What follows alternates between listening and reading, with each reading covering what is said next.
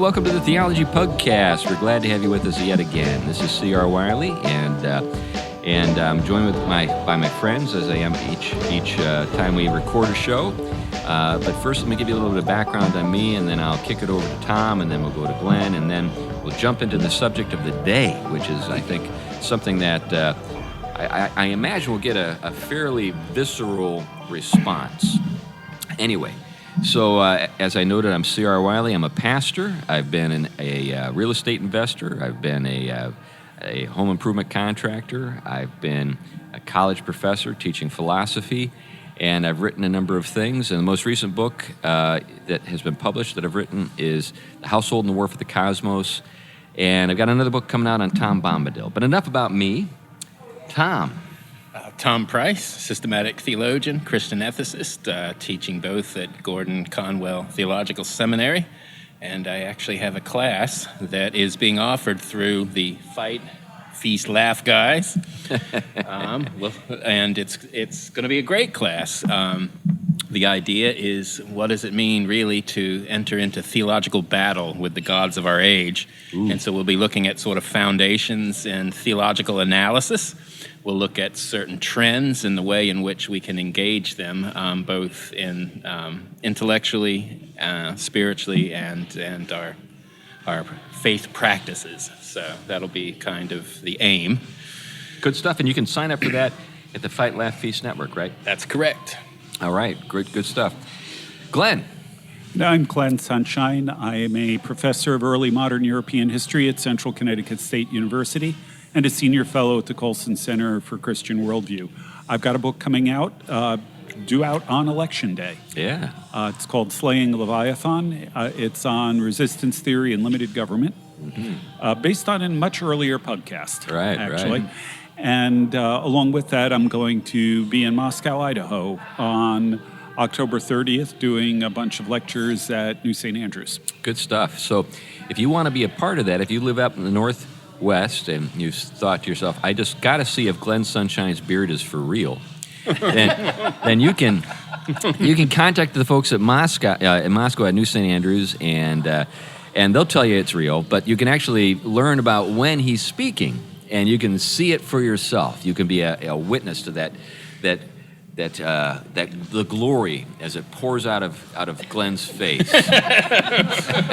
You know, at the conference, I was compared to Gandalf more than once. Well, that's great stuff. Anyway, today it's my day, and I read a book review in First Things in the latest issue. This is the November issue, 2020.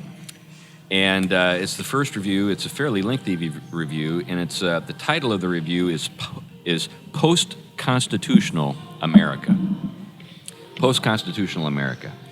Now, we might feel like we live in a post-constitutional state, and we may joke about it, but there is actually a school of thought that has advanced the notion that this is not just a feeling, but this is a reality.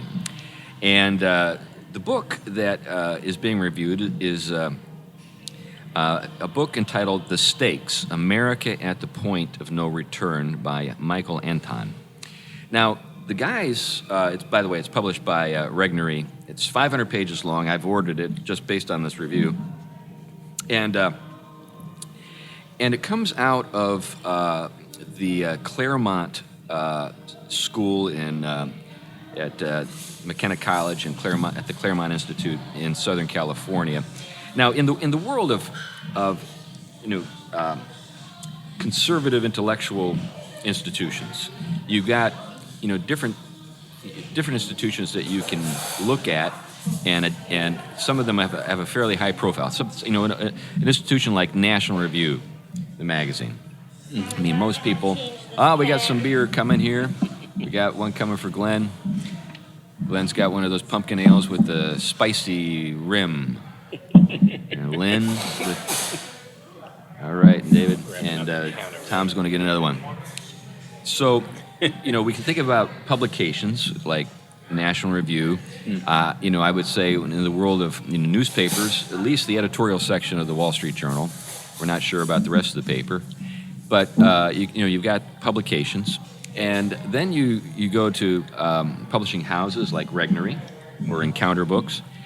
Then you go to, higher education. You go to Hillsdale or Grove City College. Our friends at New St. Andrews, these institutions. And then you have think tanks. Now, think tanks are kind of, sort of I don't know exactly how to sort of fit them into sort of the traditional sort of framework, because they're kind of a newer phenomenon. I think, we think about like the Heritage Foundation, or maybe the American Enterprise Institute, or the Discovery Institute out of Seattle. But the Claremont folks are another one of those heavy hitters in the world of, conservative think tanks. And the conservative think tanks kind of have a different stripe. Like when I think about the American Enterprise Institute, it's kind of libertarian economics, that kind of stuff. Yeah. When I think about the Heritage Foundation, I think about kind of the 800-pound gorilla. They're the ones who are always, sponsoring the big events in Washington. But when I think about Claremont Institute, and by the way, I've written for their online publication. When I think about those guys, I think about Strauss, Leo Stauss, Straussian theory, and so this fellow Anton is coming out of what is known as sort of the West Coast school of Straussianism, and let me kind of give us something to work with here as we talk about this. So what Anton and his mentor Jaffa, Harry Jaffa, another West Coast Straussian, what they've advanced is the notion that we have our written Constitution, which they refer to as the 1787 Institution. When you have to, name it that way, they're about to give you some information about something else. So, they can't just call it the Constitution. And according to Jaffa and Anton and Leo Stauss, what you have with the original Constitution is a document which endeavored to distill in written form eternal truths about human nature, about natural right, and so forth. These things are just true. They're not merely the products of history, of sort of the development of thought. They're not, historically contingent. They're things that are true. So, like when we think about Strauss, Strauss is known for his work on natural right in particular, and trying to recover particularly classical theories, classical sources when it comes to political theory, especially Platonist thinking. And so, when you think of Platonism, you think about eternal things. You think about the forms, things that are just simply true at all times. And the change that we see in the world, historical process, is actually sort of the process by which these eternal truths come into a greater, I guess, embodiment at different times, and then decay and pass away. So what you have is an eternal standard, and then you have different epochs in human history in which you see a kind of a waxing and a waning, kind of in a cyclical way, but in the same time you've got this body or this reality that doesn't change. Well, as we know, this way of thinking is the minority view today. Once upon a time, it was the majority view. And what Anton and Jaffa and Strauss present to us is that we live in a world now where we have a different way of thinking about reality, and consequently we have a new approach to sort of government and how government works. So with the first way of thinking, the original way that our founding fathers thought, you had well, let me just go ahead and read to you some portions here from this review, and then we can respond to this a little bit. So right now we're describing the frame of mind that the founders who framed our founding documents. So Anton holds that the American constitutional regime is committed to natural human equality as articulated in the Declaration of Independence. Okay, so and that's distinct from some of the things that we've talked about in many of our podcasts, the egalitarianism, which tries to guarantee an equality of outcomes. The kind of equality that we're talking about here is the kind of equality that I think many of our listeners think is the commonsensical way of thinking about equality, namely that we're created equal, we should be given sort of the freedom to develop our gifts and allow make room for people to enjoy the benefits of their virtuous behavior and the consequences of their vicious behavior. If you're lazy, you ought to pay for it. If you're honest, you ought to be rewarded. That kind of stuff. Anyway, so that's what you have with our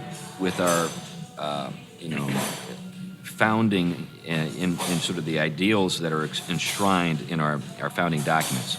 But today we have we've lost faith in these eternal verities, and consequently, there's developed a different approach to thinking about how government should operate. So when you're talking about the original, sort of framework, that what we're told here in this review, West Coast Straussianism, as I noted, this is what is what refers to the Claremont school of thought. This school of thought understands the principle of human equality as implying a natural right to freedom from arbitrary rule, and that government should exercise its authority through the consent of the governed. And equality entails self-government. And then I'm just going to continue to read here for a little bit. But as the Declaration of Independence indicates, consent of the governed is not an end in itself. The end of government is to secure natural rights and effect safety and happiness. In other words, the common good. Defending the common good requires defending equal natural rights, which are given determination in the 1787 Constitution. So he goes on to say, and this is the reviewer, and the reviewer's name is Nathan Pinoski. And Pinoski goes on to say, because the cause of constitutionalism is inseparable from the cause of equal natural rights, unwavering loyalty to the Constitution is required, and Americans should work within its framework to achieve the common good. But working within that framework is possible only when the prevailing body of Americans affirms the principle of equality. So we have a framework. We need to have people who've bought into it, and within that framework, we pursue the common good as we recognize the equal rights of citizens to determine their lives and pursue the good that they want to pursue, both in their personal lives, but also more publicly. Anyway, this is the background. Okay. So we haven't gotten to the post-constitutional situation. But before I go any further, I've been doing a lot of talking and some reading. I don't know if you guys have anything you want to say yet. Yeah, one of the arguments in Slaying Leviathan, actually in some ways almost the punchline of the book, is that when you take a look at the development of Christian political theology, reflections on the nature of government, on human rights, those kinds of things, you see an evolution in a complex set of interrelations between a bunch of different ideas that really ultimately come together in John Locke, although he's beginning to start secularizing it a bit.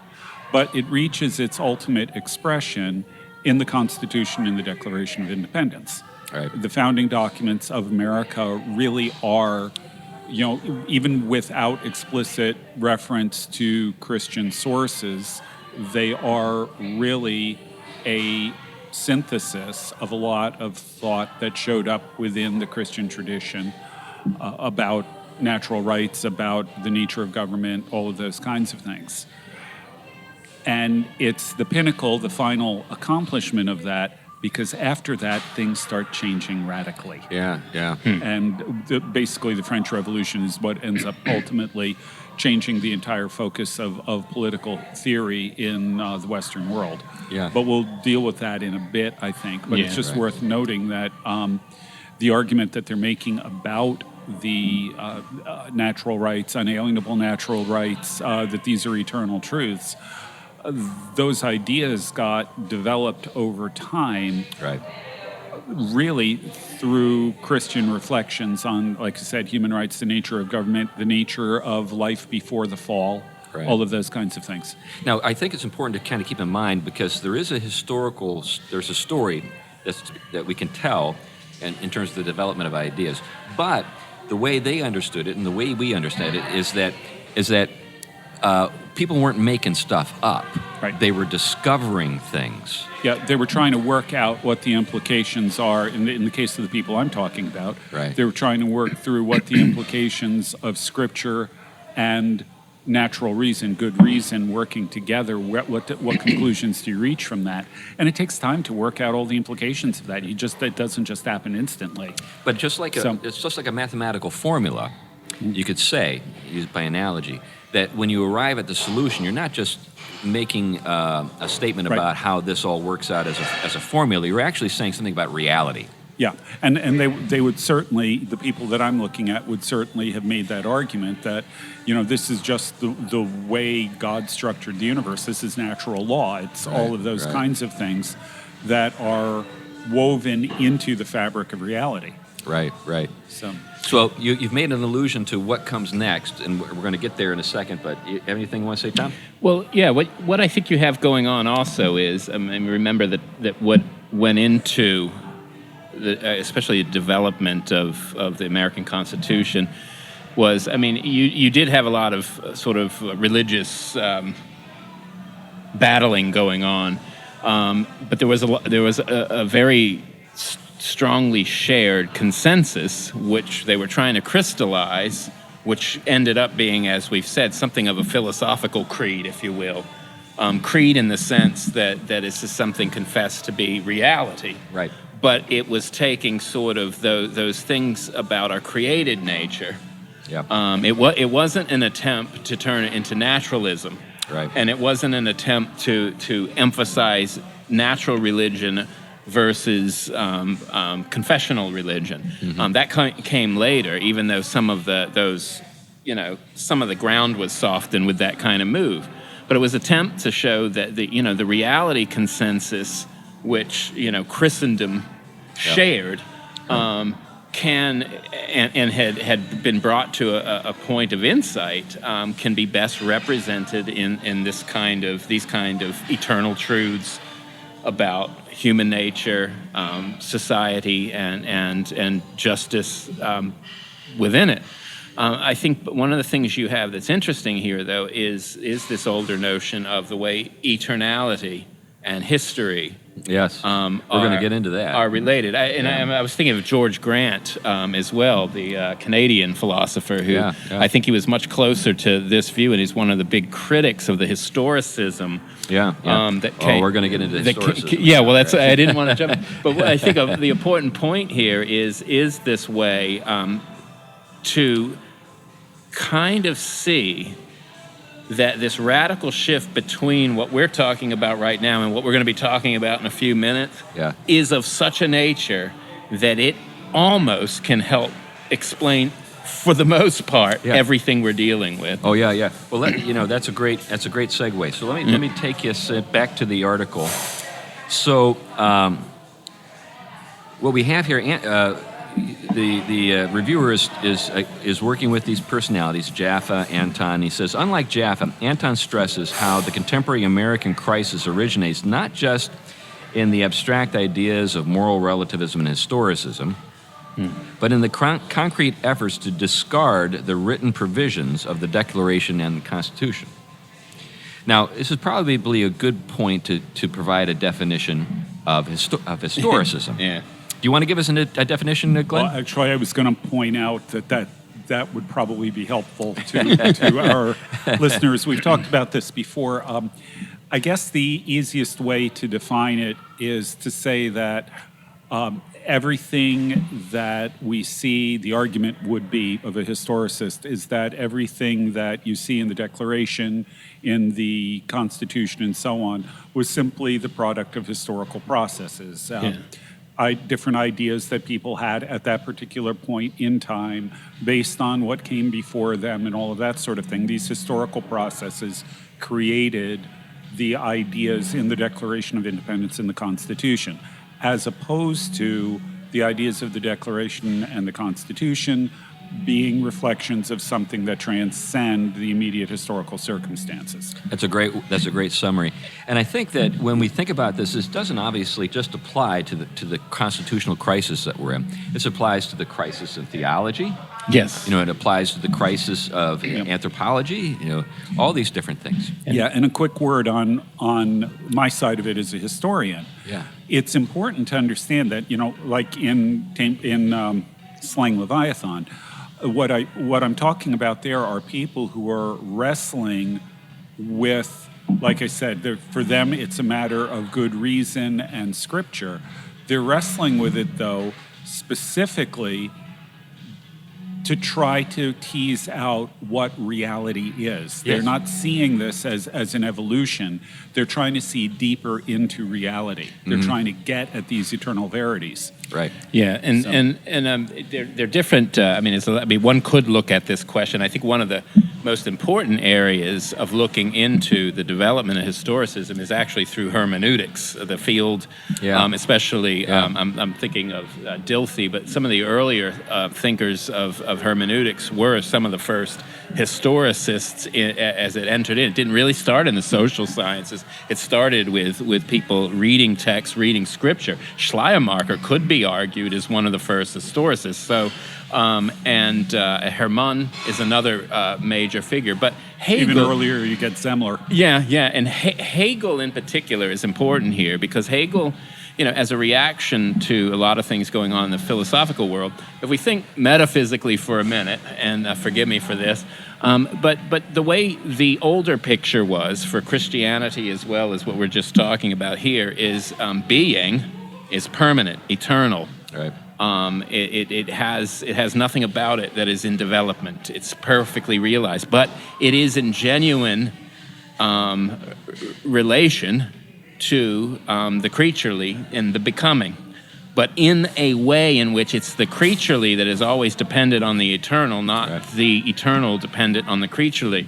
Right. Well, these get fused, and so the eternal is becoming through the eternal being is now being defined as becoming. Right. And so that means the eternal truths are not stagnant, permanent things, but they are themselves in process. Yep. And process theology. Process theology. Open theism, and all that kind of stuff. And the nature of no true self, self, Yeah.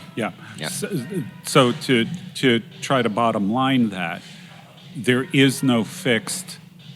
God himself is not fixed. That's right. God himself is constantly in process, constantly becoming changing. Actualized. Is constantly becoming as opposed to simply being. He's growing up. Yeah. Right. And the thing that is remarkable about that is that it reverses contingency. Yes. It used to be that the physical world, the world that we live in, was dependent on God, was contingent. That's right. Dependent on God. Now, increasingly, it's going the other way around, that we're seeing God as being contingent on what's going on in this world. And truth, beauty, and goodness, too. And so, therefore, truth is not static or eternal in the sense, whatever continuity it has, it just means it shares a continuous identity. Right. With what went before it, but it's always becoming, and this is why you hear figures like Obama or Hillary Clinton, for example, always talking about, I'm evolving on that idea. Yeah, that's right. Which gives them an ability to say, I hold to the truth, but it's where the truth is going. That's right. When I supported the Defense of Marriage Act. That's where I was at that time, but I've grown since then. Yeah, and so there are no contradictions. No contradictions, and it sounds, this whole lean forward, progress. These are all aspects of this notion that there is no truth in the sense of an eternal truth that manifests itself in the contingency, the historical, without becoming part of it, to a truth that is literally itself in process. Well, let's jump back here to the review, because this is a good segue again. So what is replacing the 1787 Constitution? What's replacing it? Well, we're told here that aiming to describe more precisely than Jeff just how the Constitution was lost, Anton focuses on American progressivism. For progressivism is a concrete project to replace the 1887 Constitution, as well as the principle of equality, with a new form of government, the administrative state. Now, we've been subject to the administrative state through this whole pandemic. There have been no votes. There's been no debate on the floor of Congress about what's the best approach to addressing the situation. We just have a bunch of administrators telling us what to do. And almost reveling in enjoyment of the arbitrary power. That's right. Remember, with the science. What the original Constitution was designed to protect us from. Now, I just want everyone out there to realize, now that we've crossed the threshold of being to becoming, that science, too, is not a settled thing. It is becoming, and what is contingent today, tomorrow could absolutely be 100% different, as we're seeing that it is. Yeah, we could overthrow gravity.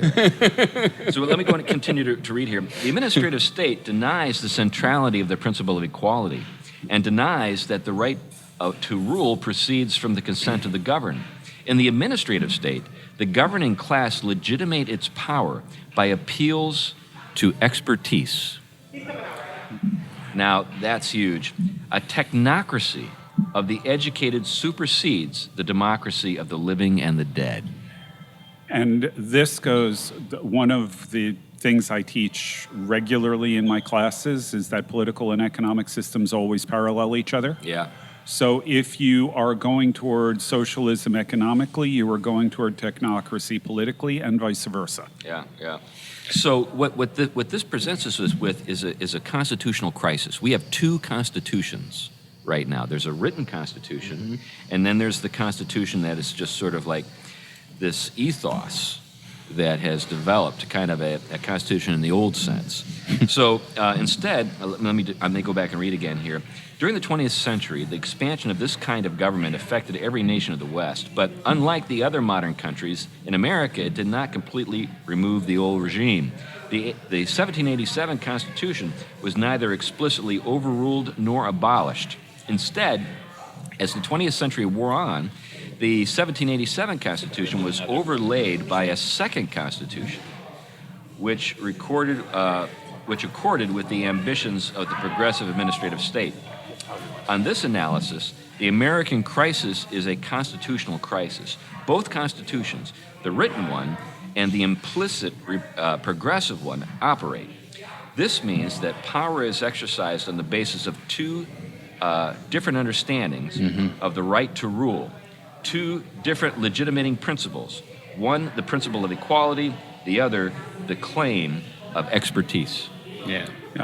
Now, where I want to back up a little bit on this and connect this in with what I was saying earlier, that the political theory in the West changes dramatically with the French Revolution. Right. Because what you get in the French Revolution is a political theory based on autonomous human reason.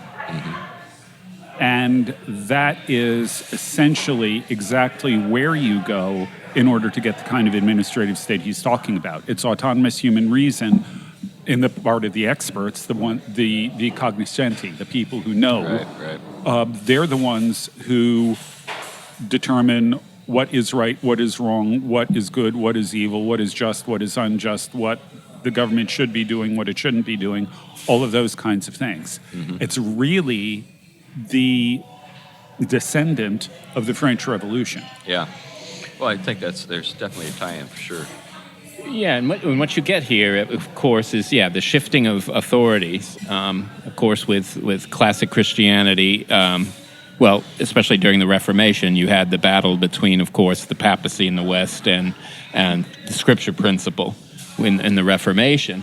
But one of the things of the Enlightenment appeal was sort of to, one end pure reason or the other sort of, what we can infer through through reason from our senses. That brought an alternative authority into play.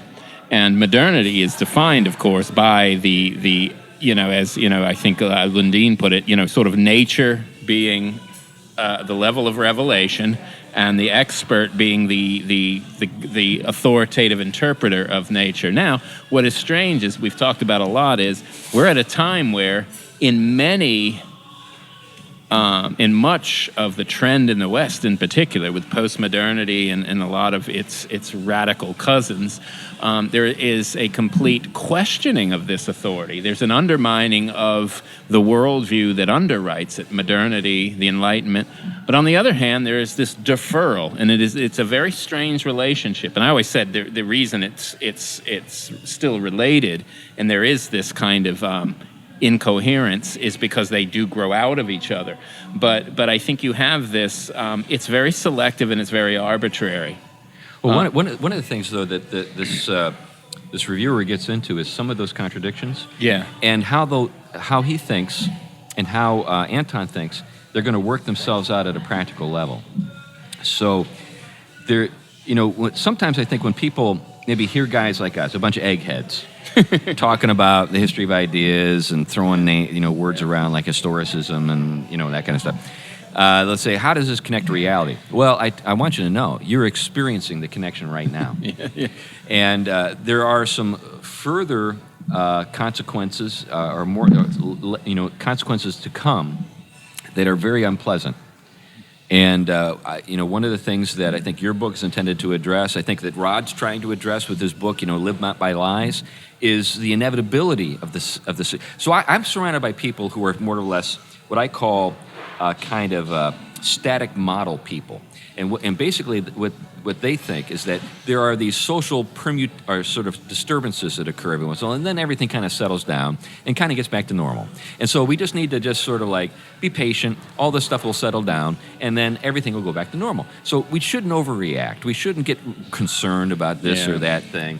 We just need to be patient and everything will go back to normal. And these people are kind of the managerial types, and they don't understand that there is a world out there that's beyond their control, and they just have to, They don't understand. They're about to be hit with a huge wake-up call. They are. It's almost as though they've never read any history. There were lots of people in different places in the world who had this same sort of static model view who discovered that they were in Siberia next or in Auschwitz. Well, and I think that's, that was one of the, I don't want to go down this trail, but that's what Dietrich Bonhoeffer ended up running up against. He maybe thought that was going to happen, came to the U.S., realized that's not what's going on. He thought it was just going to be a passing thing. The Nazis will eventually. That's right. They'll kind of fade out, and nope.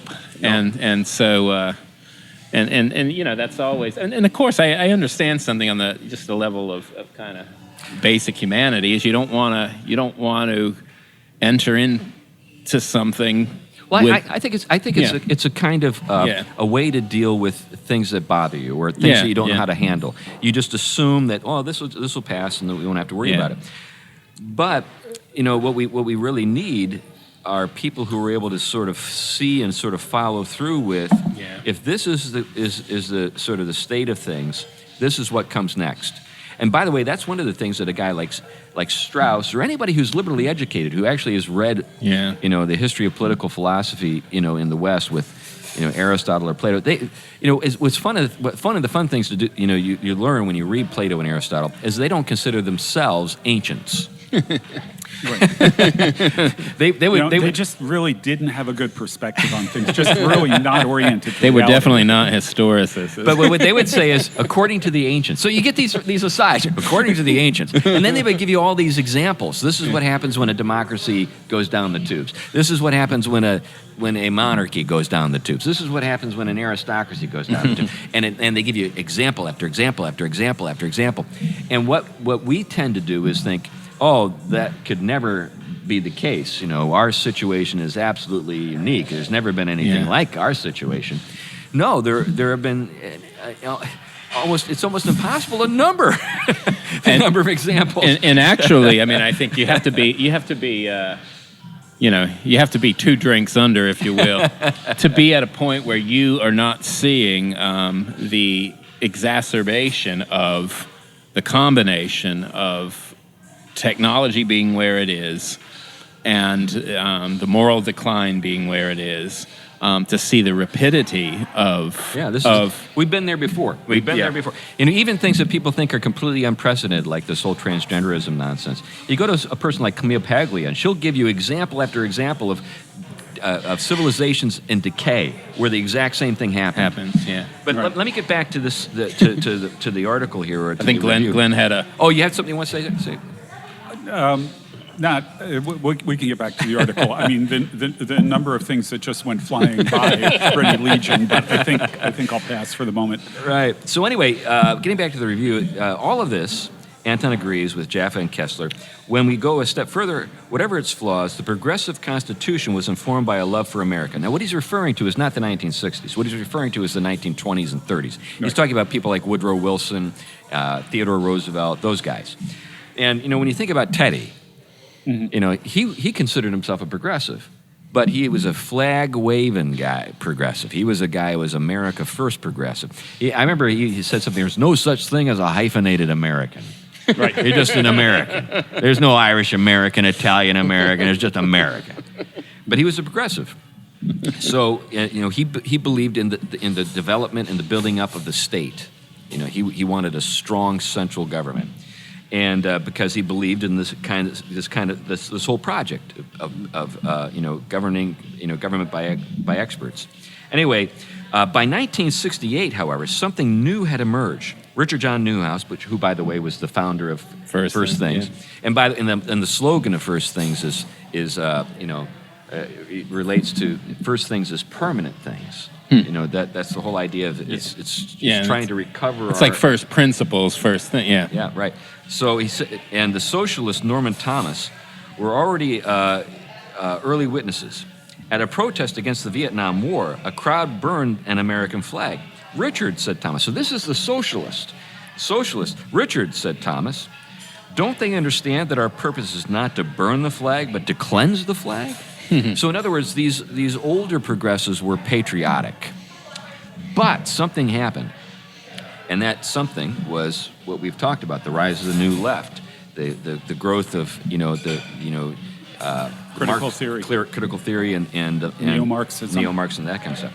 So over the following decades, American institutions were constantly inflamed by one or another form of anti-Americanism. A ruling class emerged that is defined, as Anton writes, by, quote, contempt and hatred for America and its history, end of quote.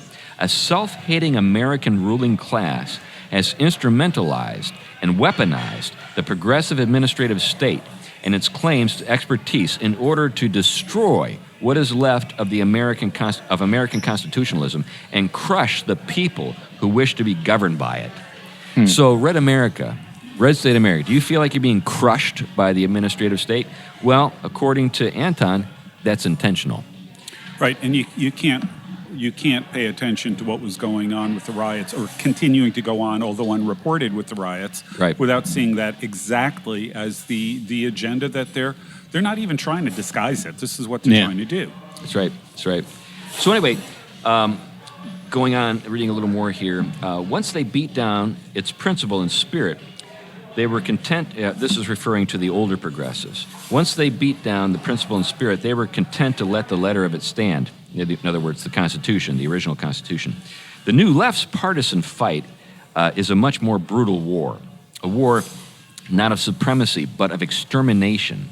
Their objective is revolution, to reduce the old Constitution to ashes. The cause of America's crisis is not just moral relativism, historicism, or what Woodrow Wilson wrote in academic articles. It is the revolutionary combination of the progressive administrative state with the flag-burning ideology of the 60s. Let me tie something into this. In 2011, I think it was, might have been even earlier than that, someone wrote a book called 3 Felonies a Day. I don't remember it. And in that book, he made the point that the federal code is now so voluminous and so detailed, and it extends into so many different areas that the average American commits 3 felonies a day without even knowing it. Right. Now, if that is true, ask yourself the question, if you have a malevolent actor in government, how much trouble...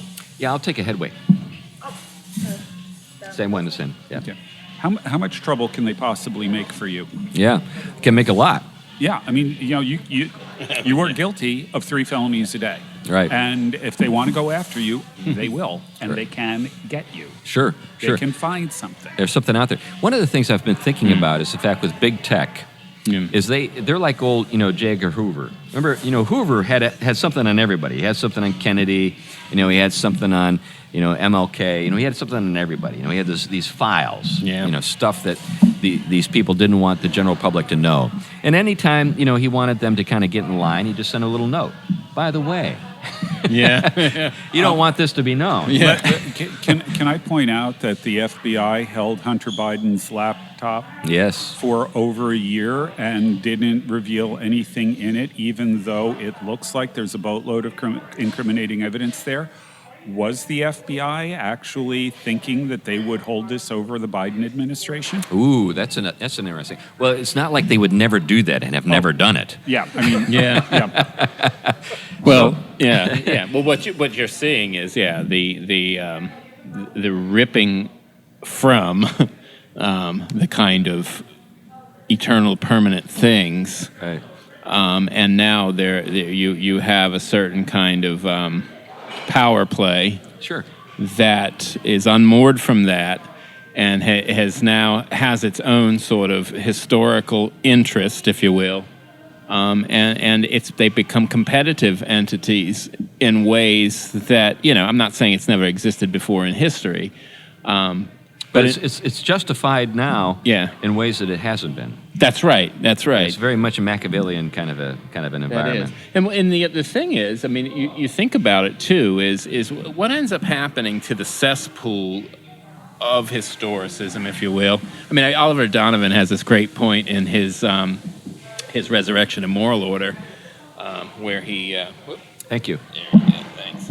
I've got my Headway IPA, folks, just so you know. Where he says about historicism is that if everything is history, then there is no historical, Yeah, well, and there are certain people who are popular theological, sources of fonts of inspiration to some people that I sometimes wonder, are they just simply historicists? Yeah, and I remember when I was at AAR some years back, many years back, I said, Ziegler is his name, a theologian. He said, we're all contextualists now, and I think his point was the same thing. We're all historicists now. Contextualism is a kind of a code word for that. And so and I do understand. I mean, I think Glenn kind of hinted at this point a little earlier that we can't ignore the contingent, and we do. And I think one of the things the historicists have taught us is that the historical conditions that surround are significant in understanding any given moment and expression of the idea. But they mean more than that. I don't want to go down that trail. But what I'm saying is what happens with this kind of relativism, this lack of larger eternal purpose, or even temporal purpose that finds its fulfillment in these ideals, you start to have a competitive power play develop based on these relativized expressions.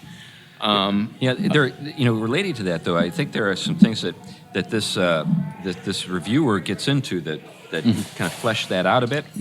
I think that, one of the more disturbing things that I see, and I think sometimes as even pastors and theologians and academics, we can be guilty of fostering without even wanting to, is a kind of passivity among people who just simply say, well, let's just let the experts tell us what's So like when I think about, the work we do, obviously we're proclaiming the truth, but the truth that I'm intending to proclaim is eternal truth, not just simply, how to get through a particular problem or situation using my great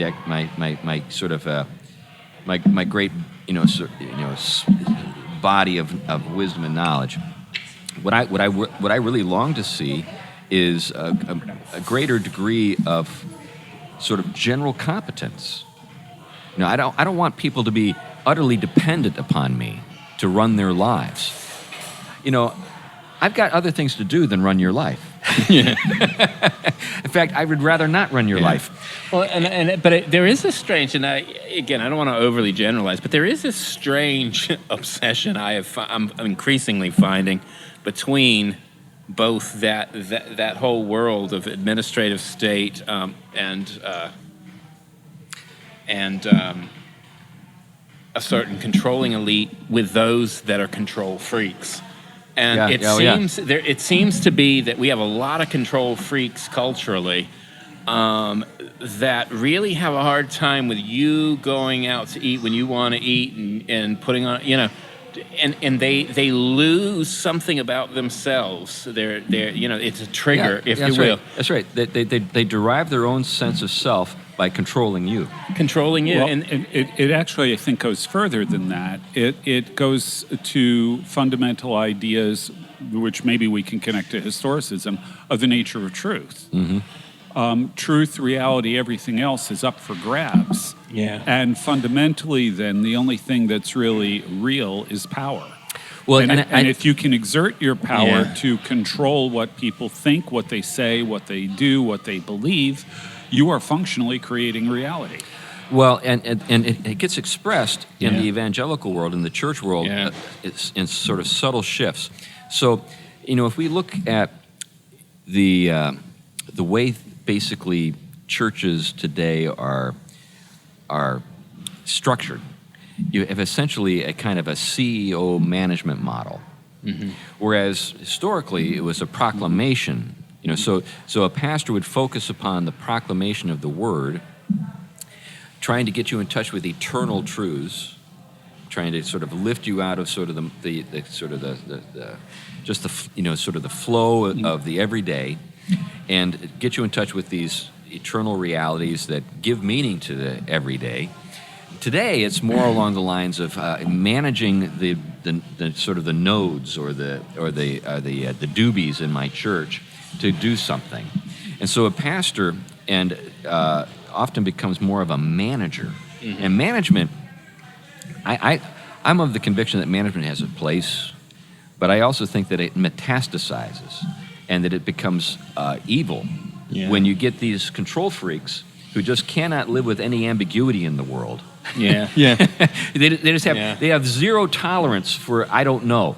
And I do think there is. I mean, spiritually speaking, this is a huge aspect of the fall expressing itself through those who need to not only assert, like we talked about the God of power, if you will, the voluntaristic, God.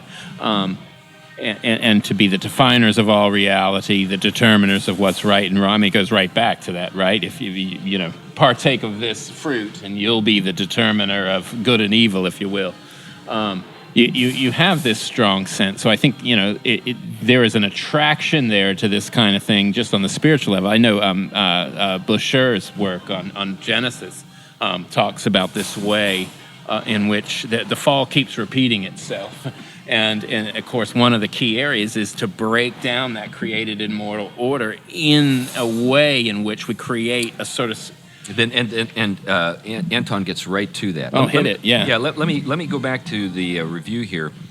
how are we to live in a society that's post-constitutional, where the elite are operating by a different constitution than just the rest of us? So in a post-constitutional situation, so now I'm reading, the old legal institutions may still exist, but they no longer function properly. The regime's fundamental principles have lost their power or are invoked to secure their opposites, as in the progressive invocation of equality to establish group rights that ensure inequality before the law. When the final breakdown of the constitutional order occurs and the Constitution ceases to function, and this is where he gets kind of controversial here, prudence demands more than strict constitutionalism. In such circumstances, a responsible statesman must employ power in order to secure justice, even by working outside the framework of the old institutions. Now, you got into this a while back, Glenn, when you gave us a different take on Machiavelli. Right. Yeah, this is straight up. If you actually understand what Machiavelli is doing in The Prince, this is straight up what Machiavelli was talking about. The idea that in Machiavelli he was concerned about republicanism. He was actually an ardent Republican. But republicanism requires virtue. And Florence, the republic that he lived in, lacked virtue. So the question is, how do you solve that problem? You cannot have a republic without virtue, but you should have a republic. Answer, somebody has to step in as a despot, a prince, and revitalize the institutions necessary to produce virtue in society so that then he can pass a functioning republic on to his heirs. Right. Now, what Anton goes into, and this is what the stakes, this is what the title of the book is getting at, is we can have a blue Caesar or a red Caesar. That's the choice. Yeah. Think about that. Let that sink in. So then he plays out, what does this mean? If we have this kind of, situation where it's kind of this struggle. He makes explicit, so let me just go back to the review. He makes explicit his post-constitutional reflections and puts them into print. He describes the tools with which the progressive left, the blues, now impose their rule without regard to democratic consent and constitutional form. Like when I bring up the fact that the First Amendment was suspended for 2 months, they're like, a lot of people, even people in my church, are like, well, what's the big deal? Yeah. 2 months, with these experts telling us we got to shut everything down. And they go back to the article here. He also details possibilities for, quote, red state counteraction. And portraying these scenarios, Anton takes West Coast Straussianism into new territory. He foretells the consolidation of blue rule, using their control of the administrative state, the media, and cultural institutions. Blues will deprive reds of their ability to fight back through the only institutions the blues don't completely control. Let me read that again. Blues will deprive reds of their ability to fight back through the only institutions the blues don't already completely control, political institutions. The political institutions fall into the hands of the blue. As the political institutions fall into the hands of the blues, America will become a one-party state. California writ large. Now we all see this coming. Yeah, and I do. I mean, apart from the miraculous, if you will, I do see also a fundamental split coming. Seceding. And that's what he gets into next. So Anton describes a variety of situations that might arise as the quote big sort, S-O-R-T. Yeah. The partisan divide between blue and red America accelerates. Propelled by defund the police and pseudo-egalitarian economic policies, the most unequal American cities are blue cities. Blue America could collapse under the weight of its own contradictions, like you just brought out a while ago. Yeah. Meanwhile, in red America, the national one-party establishment, the elective monarchy, could lose all its legitimacy. Yeah. Now, he goes on to talk about something that I think is intriguing here. He gets into the fact that when, and this is the reviewer reflecting upon Anton's review, or Anton's book. Anton says, we're going to have an effect, kind of blue Caesar or red Caesar. But what the reviewer says is that, and that's the reviewer is Pikowski. What he says is that the problem with Anton's characterization is that it loses sight of something very important. And let me go back and read this, and this will be the last snippet that I read. Characterizing America's future regime as an elective monarchy, for example, is misguided. Monarchy, as developed in the West, is personalist, with sovereignty located in the person of the monarch. But by contrast, the ascent of the administrative state is the ascent of a statist order that dissolves the personalist element of sovereignty. A monarch exercises his own will. In the administrative state, the one who is ostensibly at the helm submits his own will to the cult of technocratic expertise. Now, how often have we heard governors and even the president say, I'm just doing what the experts tell me to do? So who's really running the show around here? Let me continue. Technocracy is depersonalizing, which is one reason the administrative state inaugurates a very different constitution. Technocracy's exaltation of expertise is hostile to freedom and politics, and thus hostile to sovereignty. In the administrative state, the agency behind state power is obscured by universal claims of efficiency. Bureaucrats impose, quote, best practices, not the will of any person. So what we're left with is a kind of fiat of best principles, and those are all guided by efficiency. And also, I would say, an attempt to sort of limit the range of freedom that people can exercise, because freedom is risky. Yeah. People can do things that you can't predict, and we can't have that. That's right. We got to control everybody. Yeah. Another stat for you, and I'm operating from memory here, but if I have this right, President Trump has, all right, well, first of all, we need to note that the legislature doesn't do most of the legislation. The legislature passes laws that it then hands off to the executive, where unelected experts, bureaucrats, and so on, write the regulations to implement the laws. All right.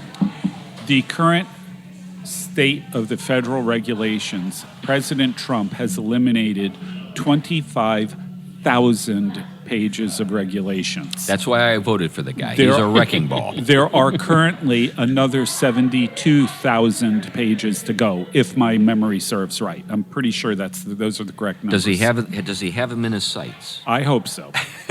but that's how you get 3 felonies a day. That's right. That's right. the other part of this. Yeah. So. And there are certain people who are constitutionally, made up, that they just think that kind of control is just great. Well, and the thing about it is, once again, legislation is supposed to be done by the legislature, not the executive. Right. The entire constitutional system is breaking down. Right. And that gets back to the point that's being made here. Exactly. Postconstitutional America is not an America without a constitution. It's a new constitution that is an unwritten constitution that basically is being made up. Yeah. And is sort of the expression of the contempt of the elites of the expert class for the rest of us. And let's not say it's being made up. It's becoming. Yeah, that's right.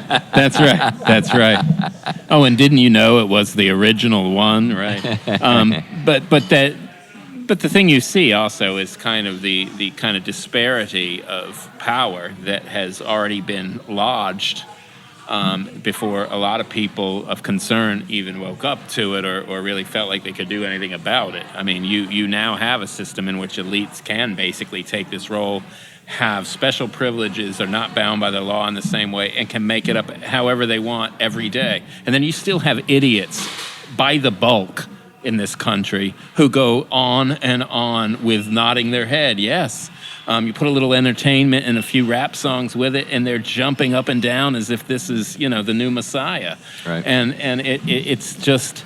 Well, one of the things that they do, experts make their money by undermining your confidence in your own judgment. Yeah. So, when I think about, my ability to order my own life, yes, there was a time earlier in my life when I was less competent than I am today. But the only way you acquire competence is through exercising your virtue, and hopefully that virtue, grows and becomes more capacious and is more effective in the future. But what you end up with this sort of cult of expertise is a lot of people who just have no confidence. And the idea that, that the experts would let them, alone is scary. Well, and Lynn just pointed out the side of that coin is that the experts maintain their authority through fear. Oh, yeah. They create fear. That's right. And I think that one of the lessons that the administrative state is going to learn from COVID is that that's the most effective way of controlling people. Yeah, the thing that alarms me about the whole phenomenon with COVID, I don't have any kind of crazy idea about some kind of lab-created virus that is designed to get us in this situation. My thought is that there are a lot of people out there who are just really good at taking advantage of things that come along. And so we have a situation now. There's a real problem. I mean, I've known people who've had COVID. Yeah. And so, there is something out there. But I also know that the measures that have been taken have lost people jobs, lost people businesses. There are people I know who have lost businesses. And so the cure doesn't seem to have the ability to address the well-being of the population at large, and there are people who are paying the price for the approach that's been taken. Yeah, and it becomes an opportunity for the control freak to gain more control. That's it. And punish those that they always want to punish and place a limit upon. I mean, you're seeing in New York City small businesses being continuously harassed, and there is a game being played there. You're seeing churches and synagogues being limited, and yet you're given the same. Well, if the cause is the kind of one we can write a check mark on, you can go out and be together all you want, a protest. Right. And so, I mean, when you start seeing that selective application of things to the point, well, it's not a real big concern if 6,000 people are protesting, but it is if 400 people get together and go to church. I mean, you realize that anyone who's got a brain in their head realizes at some point this is just I'm not going to say the word. Yeah, there's more than one thing. There's more than one thing going on. Yeah. Anyway, sort of wrap this up because we're at that point where we should wrap it up. I'm convinced that these guys at Claremont have it right, and there's another book that is referred to in the review that I've actually read. It's by Christopher Caldwell, entitled The Age of Entitlement. And The Age of Entitlement is a great book. It gets into the nature of the Second Constitution. So the administrative state, the Second Constitution, the cult of expertise, these are the takeaways. Yeah. These are the things that we need to be aware of. These are the things that are undermining the legitimacy and of the 1787 Constitution and the vitality of the institutions that were put in place to protect and to further the sort of the framework that Constitution, or strengthen the framework that Constitution was intended to serve. Anyway. Any further thoughts you want to share with us, Glenn, before we wrap up? No, I think that I think that was a good summary of the issues. The real question that he barely touches on but does start addressing is how do you get back? Yeah, right. Yeah. Tom, anything else you want to say in conclusion? No, I think I've said enough. Yeah, me too. Anyway, thanks a lot for listening to the Theology Pugcast, and with those happy thoughts, we say goodbye once again. Bye now. Bye-bye. Bye-bye.